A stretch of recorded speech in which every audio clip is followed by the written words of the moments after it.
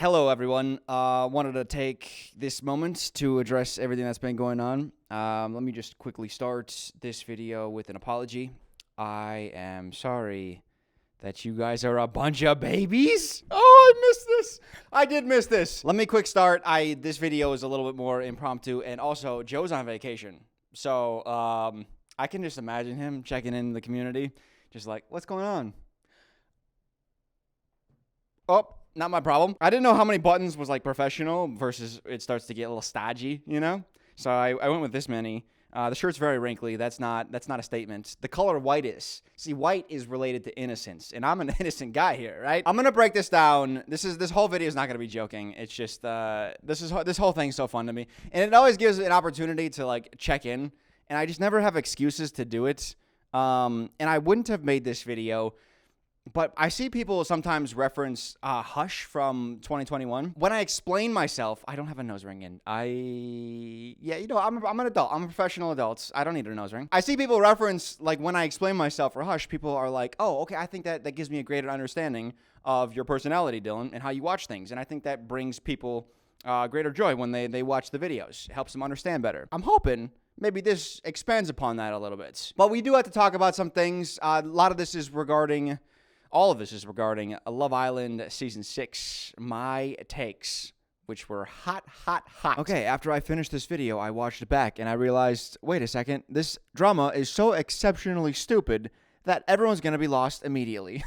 Quick recap, I watched Love Island Season 6. I had the hottest takes. People did not like that I defended a certain person. If you didn't watch the last video I made on Love Island, then this is probably not going to make a whole lot of sense to you. So, and I do want to say, when I call this drama, like, no one actually cares about any of this. Like, this is all just conversational drama, which is kind of what Love Island is, in my opinion. It's just like, here's some drama, let's move on with our lives. And now this is just like some weird offshoot of that. So it's not like there's like cancellation, you know? And based on the tenor of the comments, a lot of it's just joking. Someone took a shot at me in my college, though. I thought that was rude. Like, you don't have to take a shot at me personally. That's deeply offensive. But yeah, if you want some stupid drama, then here's this video for you. Okay, so we're gonna get into where I was right, which is the best section, where I was wrong, which I'll put timestamps. You can skip that section if you wanted to. And then the takeaways, what we take away from this. And I think, like I said, it's a good check-in moment. Let's have a little fun here. First of all, I think we can all just take a breath.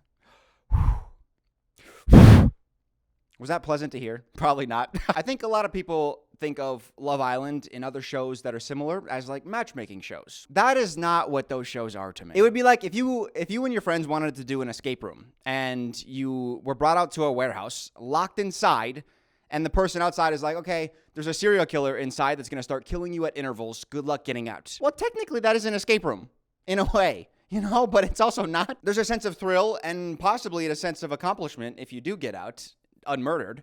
But again, that's not what people think of when they think of, an escape room. Love Island is that way to me. Like, the show forces people to be in couples, and there has to be a level of romance in the air. But the whole thing is so manufactured. The goal of the show isn't to create as many couples as possible. The goal of the show is to create as much drama as we can handle. And that's why Season 6 did so well, is because it just packed in the drama. Let's start where I was right, my favorite part of the video. You guys gave me the easiest layup of all time. I almost can't believe it. It's just like you're saying, hey, Dylan, here's a freebie. There are people in the comment section. I saw several comments that had nearly 1,000 likes, where people are like, I can't believe you would defend Aaron. And I thought, oh my God, if you're going to give it to me for free, I'll take it. I guess I don't defend Aaron, I don't think once in the entire video.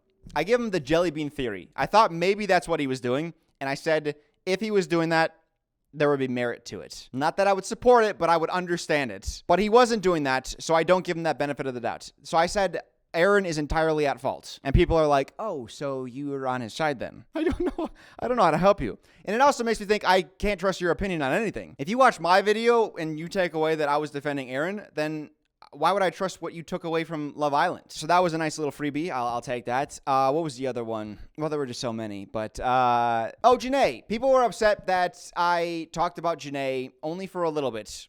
And I didn't talk about her relationship with Kenny. And that was like a sign that I didn't actually like her. I do like Janae. I think she comes across really well. And I did not talk about Kenny and her relationship with Kenny because, well, I did talk about Kenny a little bit. I said, I don't care about Kenny. I'm not interested in Kenny. He doesn't bring any good TV, in my opinion. At least not in this season. So I didn't talk about it much. It's kind of like the Chandler and Monica situation with Kenny and Janae, where it's like once they got together, it's mostly just good, and the plots aren't very interesting, but good for them. Like I hope it works out. I hope they're happy, and I just don't care though. I come for the chaos and the mess. I don't come for the happy-go-lucky. That's boring to me. Okay, let's talk about quickly where I was wrong. All right, now let's move on to the takeaways that we could take away from. Okay, fine. There were a couple times that I was wrong. Only a few though. I said that there were 2 iconic moments of the season. That's not true. There were 3. The Cordell and Serena on the dock scene absolutely was an iconic moment of the season, and in fact, there was such a good moment in that scene as well. So after Casa, Serena is irate. She does not want to even speak to Cordell. She's pacing around. Cordell's chasing her. He's like, you're talking to everybody else about your feelings. Talk to me. So she does. And they go to the dock, and Cordell says, I'm sorry for raising my voice. And she says, I don't care about that shit. I'll play it. I'm not trying to yell at you. This is not who I am. I don't give a fuck about all that. Listen, okay. That was the first time that I was like, oh, this relationship might really work. Because even in the heat of the moment, Cordell was able to say, like, hey, I want to make sure I'm being respectful to you. And she was giving him the green light, being like, you don't have to worry about that. That's not going to offend me. And the tone of her voice made it seem like even in the moment of heat, we can have a little aside how we're going to communicate that's in a healthy dynamic. I really like that moment. But yeah, that was the third iconic moment. What else did I want to... Oh, Serena, the whole Serena thing coming back from Casa Amor. She was very upset at Cordell. This is something I maybe should have intuited. I don't know if I'm taking responsibility for this or not. I haven't decided yet, but I think so. After coming back from Casa, Serena was so upset and Cordell was so apologetic.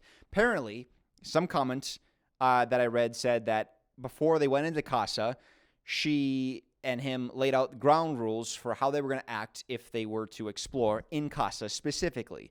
And then he broke the things that he agreed to do, which she is entirely justified in her actions and being as upset as she was because he broke his word, essentially. Now, they didn't show that in the show. They didn't show that conversation. That was just something that I think apparently they revealed in an interview later. But it makes sense why, because she was so upset and because he was so apologetic, and they both talked about sleeping outside at one point before Cordell went back on that. Just so fast. I think it was like night 1. He was like, yeah, fuck it. I'll sleep in the same bed with you, Dea. And yeah, Serena has all the right to be upset there. And I guess I'll lump this in with the where I was wrong. This is close though. All right, listen. I said in the video, and this is like the Rob section, because I think that was the big thing that people took issue with. I said Rob was genuine, introspective, and accountable. And I said that as if it was just self-evident. And people were like, I don't agree with that. In my defense, I didn't know the Rob discourse was as toxic as it was. I watched the show and made the video in a silo. These are my opinions, and I don't know what everyone else is thinking. Maybe I know a little bit based on some of the interviews I saw afterwards, but the greater discourse at large, I definitely didn't pay attention to. Genuine is, I guess, a judgment call. I think he's genuine, but maybe you don't. Introspective, I think that the evidence was when he, on movie night, and I think this is something most people agree with, he definitely thinks about his actions and the things he does. Movie night, he specifically talks about his tantrum with Leah and how he feels like an idiot for jumping in the pool. At that point, he still thought Leah was lying to him because Liv and Kayla were still saying, like, yeah, she was part of the kicking Andrea out. But once he left the house and he was able to get more information, he apologized pretty quickly once he left the house and he saw some things. And then at the reunion, he apologized again. So I do think that outside of the house, I think Rob is probably a good person. I will say that. If Rob's lawyer called me tomorrow and was like, hey, Rob was accused of committing a crime, breaking too many hearts. If he was like, hey, we need a character witness for Rob, would you be willing to speak on his behalf? I would say no, absolutely not. I don't know him. Of course I don't know him. I don't know any of these people, and I don't want to either. I have no interest in following any of these people outside of the villa. If they're in other entertainment sources, maybe, but their day-to-day lives, I do not care. Inside the house, Rob was chaotic, and he was immature at times, and I love it. I think maybe that was the issue, is I was conflating, like, I think Rob is probably a good person outside of the house to I think Rob is a good person, and inside the house, he was a good person. And I don't think that's true. He was just so dramatic, and that's what I love. So with Rob's good traits, I really like. and Rob's bad traits are great for entertainment. So I like all around. That's why I love him. Is because when he was being dramatic, it made for the best television. Yes, he was acting like a child. Yes, he was like throwing tantrums. But that's what I loved. The eye rolls were crazy. There was one moment when he was coming down from that argument with Leah, and he comes down the stairs, and Serena's like, "Hey, Rob," and he's like, "No, give me a minute." And it was, "Hey, Robert." I just need a minute. Okay. It was so dramatic for no reason. I loved that so much. There were a couple moments, like when he was in the diary room, being like, "I don't think Leah's a good person." It sucks to say that. It's like, all right, relax, dude. But that's what made it entertaining television, and that's why I loved Rob, because he brought chaos. This show, like I said, it's not a matchmaking show. There's a producer who every day is like, "Hey, Leo, go and grab Miguel and go have a conversation about the kiss you had a couple days ago, and then also talk about any experiences he had in Casa that you don't know about. You guys, can you go over there? Hey, they're getting along really well. Can we bring in a bombshell that, tries to fuck up their relationship? Yeah, bring in someone specifically that he said in his interview that he would be really attracted to. We got someone like that? Yeah, bring them in. He's going to turn his head so fast, so easy, good." Like, it's all orchestrated and planned to, like, create the most amount of mayhem, the most amount of chaos, and that's what I love about it. I want that. That's the stuff I like. I don't care if people are acting poorly. For example, there was the idea that Leah manipulated the situation. Manipulated? Why did I say? Sometimes I say words and I'm like, you sound like an idiot saying it. There was the idea floating around that Leah manipulated the girls into kicking out Andrea, and she had like this big master plan to get back together with Rob, and that everyone kind of eventually came to the conclusion that's not really what she was doing. If that was what she was doing, if that was actually her plan and plot, I would like her so much more than I do. And I put it into perspective. Okay, so scale is 0 to 10. Like, let's say 0 is a paper cut, and 10 is like the worst thing that can happen to a person. You're kidnapped out of your home, you're tortured, brutalized, beat up, you're waterboarded, you're malnourished, you don't get fed, you get no water, you get like that's a horrible thing that would happen to a person, right?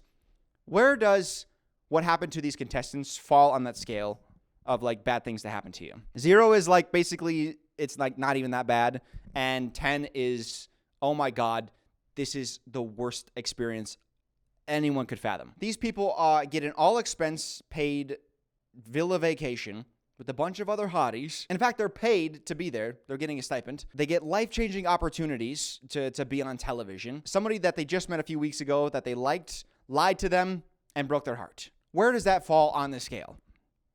That's, to me, like a 2. You can maybe argue me up to a 3, but that's so nothing. Just to be clear, in real life, if you're in a relationship where there's cheating, manipulation, lying, horrible stuff, that's like between a 5 and an 8 maybe. Like, depending on how the severity of it. It probably could get worse. Most fall between 5 and 8, I would say. But in this show, where you're coming on the show, that the whole point is the drama. The whole point is the chaos. You're not coming on the show for bliss. You're coming on the show to be a cog in the entertainment machine. There's going to be mayhem and chaos. It's the reason they have Casa Amor is to create more drama. The reason they're bringing bombshells isn't to give people more options. It's to destroy couples. Hey, get along with that person until we can ruin it. That's the goal of the show. That's the whole point of the thing. Now, I do think people like to look at the more optimistic side of the show where it's like, well, real couples come from this.